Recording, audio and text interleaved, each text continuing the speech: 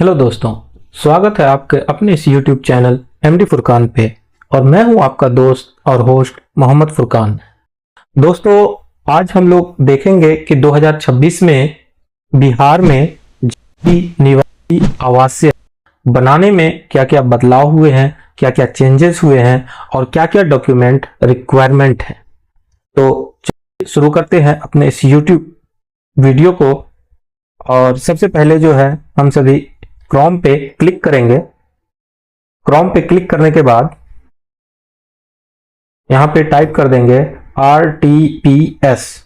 RTPS type करने के बाद RTPS पे क्लिक करेंगे और इसको जो है डेस्कटॉप साइड यानी डेस्कटॉप मोड पे कन्वर्ट कर लेंगे।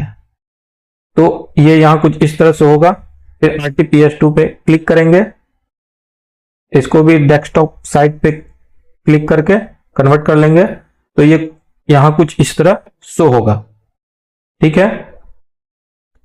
उसके बाद यहां ऊपर एक कोने में पहले इसको इंग्लिश कर लेंगे। इंग्लिश करने के बाद अप्लाई ऑनलाइन पे क्लिक करेंगे। अप्लाई ऑनलाइन पे क्लिक करने के बाद यहां RTPS सर्विस पे क्लिक करेंगे।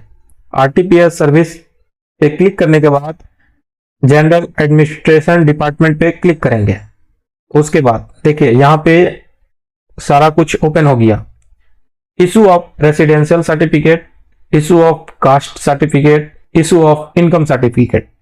तो इसी तीनों के बारे में आज हम सब देखेंगे कि इस तीनों को अप्लाई करने में कौन कौन सा डॉक्यूमेंट रिक्वायरमेंट है और 2026 में इसमें क्या क्या चेंजेस हुए हैं। तो सबसे पहले रेसिडेंशियल सर्टिफिकेट। रेसिडेंशियल सर्टिफिकेट को हम लोग आवास प्रमाण पत्र या निवास प्रमाण पत्र कहते हैं।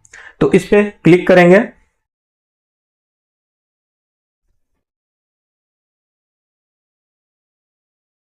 इस पे क्लिक करने के बाद यहां तीन ऑप्शन आ रहा है कि आपको block level, sub division level या डिस्ट्रिक्ट लेवल किस लेवल पे बनाना है। तो सबसे पहले ब्लॉक लेवल पे ही बनता है, यानी आपके अंचल लेवल पे। तो इस ब्लॉक लेवल पे क्लिक करने के बाद यहां कुछ एक पॉपअप ओपन होता है और पेज ओपन होता है। पेज ओपन होने के बाद यहां पे देखिए डिटेल ऑफ एप्लीकेंट। यहां पे आप मेल है, फीमेल है, थर्ड जेंडर है, क्या है वो आपको लिखना रहता है। फिर उसके बाद यहां पे आपको अभिवादन लिखना रहता है। फिर उसके बाद एप्लीकेंट का नाम, मतलब जिसे अप्लाई करना है एप्लीकेंट का नाम यहां पे लिखना रहता है, ठीक है।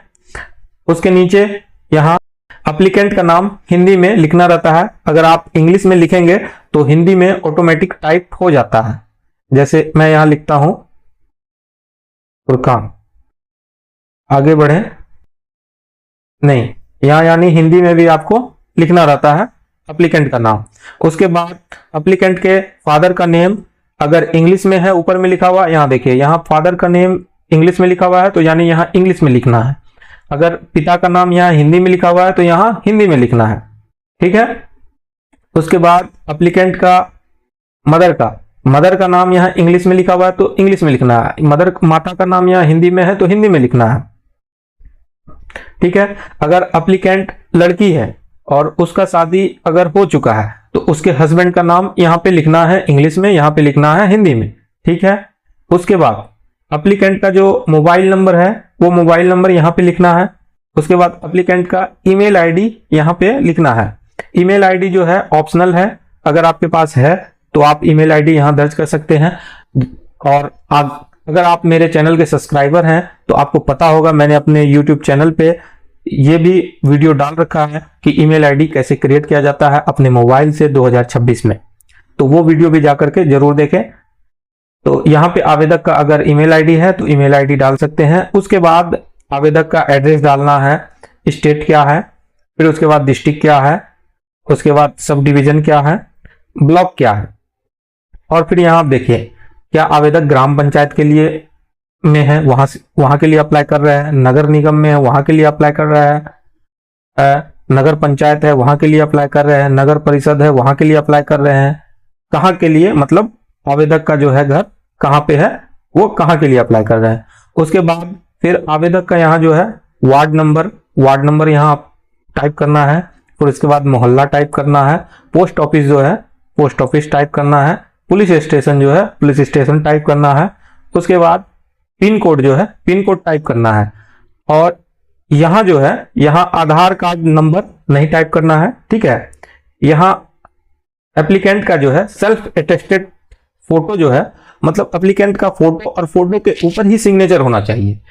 यहाँ चूज फाइल पे क्लिक करके पहले आप अपने मोबाइल फोन पे उसको फोटो को खींच करके रख लीजिएगा और चूज फाइल को क्लिक कीजिएगा। जैसे भी चूज फाइल को क्लिक कीजिएगा, देखिए यहाँ ऑप्शन आपका ओपन हो गया है, आप यहाँ से फाइल को चूज कर सकते हैं, ठीक है।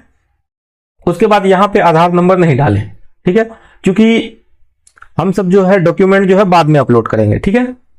उसके बाद निवास का प्रकार, आवेदक जो है वहां का अस्थाई आवासीय निवासी है या अस्थाई है, ठीक है।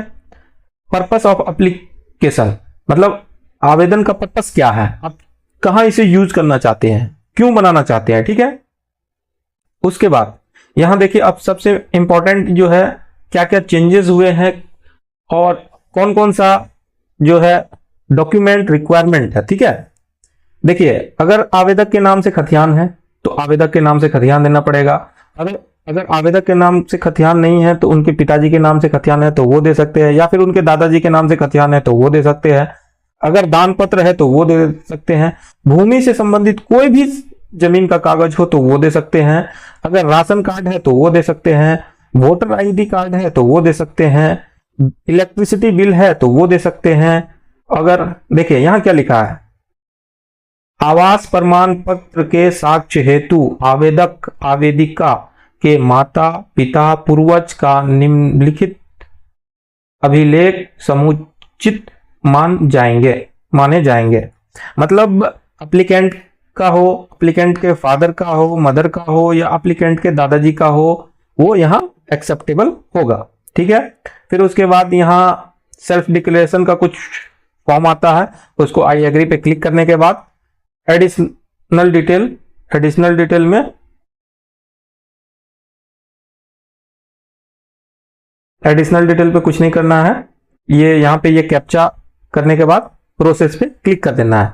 प्रोसेस पे क्लिक कर देने के बाद उसके बाद आपको एक डॉक्यूमेंट जो कि आप निवास हो वहां के, ठीक है, एक डॉक्यूमेंट आपको आधार कार्ड तो चाहिए ही, आधार कार्ड चाहिए, एक सेल्फ अटेस्टेड फोटो चाहिए। उसके बाद आपका जमीन का अगर खाता है तो जमीन का डॉक्यूमेंट चाहिए। अगर आपका पहचान पत्र है तो पहचान पत्र चाहिए और मोबाइल नंबर, ईमेल आईडी ये एप्लीकेंट का होना चाहिए। तो ये कुछ चेंजेस हुए हैं।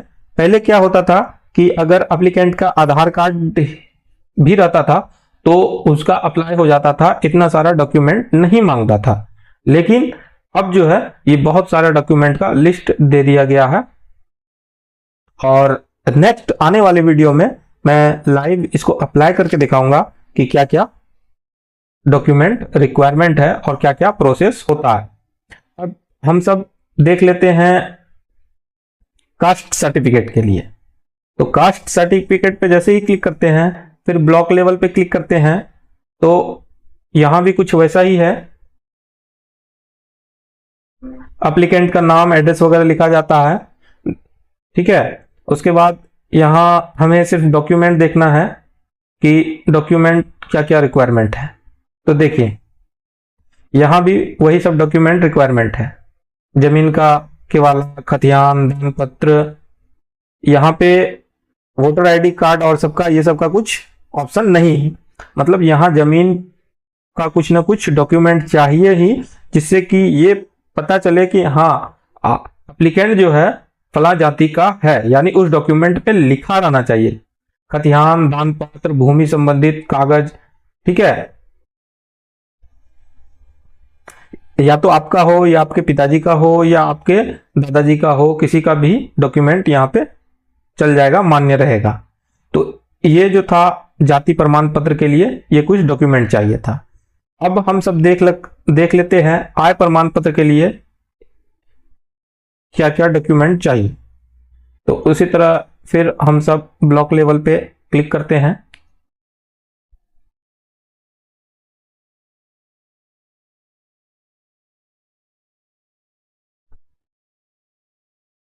देखिए, आय प्रमाण पत्र के लिए वेतन, पेंशन पर्ची, आयकर रिटर्न, इनकम टैक्स रिटर्न, इन सब की जरूरत होती है। अगर ये सब भी नहीं है तो थर्ड नंबर पे क्लिक करके आगे जाके आप अपना आधार कार्ड दे दीजिएगा, तो आय प्रमाण पत्र आपका इनकम सर्टिफिकेट बन जाएगा। इसके लिए आपको कोई जमीन का खाता खतियान नहीं मांगा है, ठीक है। यानी सेल्फ डिक्लेरेशन फॉर्म पे क्लिक करके आप सेल्फ डिक्लेरेशन को एक्सेप्ट करते हैं तो ये आपका बन जाएगा। और चाहे आप जाति प्रमाण पत्र, आवास प्रमाण पत्र या आय प्रमाण पत्र आप बनाएं, आपको वोटर आइडेंटिटी कार्ड आज के डेट में मांग रहा है। अदरवाइज आपको आधार कार्ड तो मस्ट है, वो चाहिए ही चाहिए। उसके बाद आपका मोबाइल नंबर होना चाहिए। अगर ईमेल आईडी आपके पास तो बहुत अच्छी बात है, नहीं है तो कोई दिक्कत नहीं। उसके बाद आपका एक फोटो होना चाहिए, फोटो बेस सेल्फ अटेस्टेड होना चाहिए, यानी फोटो के ऊपर सिग्नेचर होना चाहिए। इतना सारा कुछ डॉक्यूमेंट लगेगा। 2026 में ऐसा कुछ बदलाव हुए हैं। और मैं आपको बताता चलूं, ये जो ऑप्शन है block level, sub division level, district level, पहले आपको जाति, निवासी, आवासीय या आय प्रमाण पत्र जो भी बनाना है पहले ब्लॉक लेवल पे बनाना पड़ेगा, उसके बाद सब डिवीजन लेवल पे बनेगा। ये जब आप बना लेंगे तो तीनों डॉक्यूमेंट इस सब डिवीजन लेवल पे सबमिट करना पड़ेगा, तब आपका सब डिवीजन लेवल पे बनेगा। और सब डिवीजन लेवल पे बनाने के बाद जब ये तीनों डॉक्यूमेंट आ जाएगा तब ये आपका डिस्ट्रिक्ट लेवल पे बनता है। तो स्टार्ट में आपको ब्लॉक लेवल पे ही बनाना पड़ेगा।